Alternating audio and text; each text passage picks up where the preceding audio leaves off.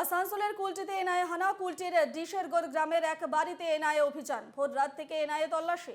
অধিকার সংগঠনের নেত্রী সুদীপ্তা পালের বাড়িতে যৌথভাবে তল্লাশি অভিযান চালায় এনআইএ এবং এসটিএফ। 2022-এর রাঁচির মাওবাদী হামলায় নাম জড়ায় সুদীপ্তা পালের। সেই মামলার তদন্তে সুদীপ্তা পালের বাড়িতে এনআইএর অভিযান। বাজেয়াপ্ত মোবাইল ও কম্পিউটারের হার্ড ডিস্ক। প্রায় 3 বছর ধরে ডিশেরগড়ের ওই বাড়িতে ভাড়া থাকেন সুদীপ্তা পাল। ঠিকা শ্রমিকদের নিয়ে অধিকার ইউনিয়ন গড়ে তুলেছেন সুদীপ্তা পাল এবং দীর্ঘক্ষণ জিজ্ঞাসাবাদ ও তল্লাশি অভিযানের পর বেরিয়ে যান এনআইএ আধিকারিকরা।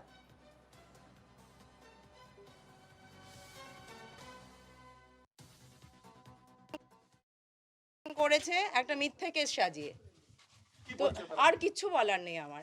তারা আমার হার্ড ডিস্ক নিয়ে গেছে, যেটা আমার অত্যন্ত কাজের জিনিস। শ্রমিকদের কেসের হিয়ারিং আছে, এগুলো আমি কিচ্ছু কাজ করতে পারবো না। তারা আমাকে কোনো অল্টারনেটিভ হার্ড ডিস্কও দিয়ে যায়নি। ফোন নিয়ে গেছে, যেটা আমার প্রতিদিনকার ইউজের ফোন। একটা মিথ্যে রাঁচির একটা কেসে তাদেরকে, সেই কেস আমি কি করে বলবো, আমি জানি না। আমাকে একটা কাগজ দিয়েছে, সেই কেসে ওরা দেখাচ্ছে যে কিছু মাওয়িস্ট লোকজনকে অ্যারেস্ট করেছে, সেটার ইনভেস্টিগেশন অফিসার নাকি এনাকে পাওয়ার দিয়েছে, এনআইকে পাওয়ার দিয়েছে আমার ঘরে সার্চ করতে। সার্চ ওয়ারেন্ট নিয়ে ওনারা এসছে।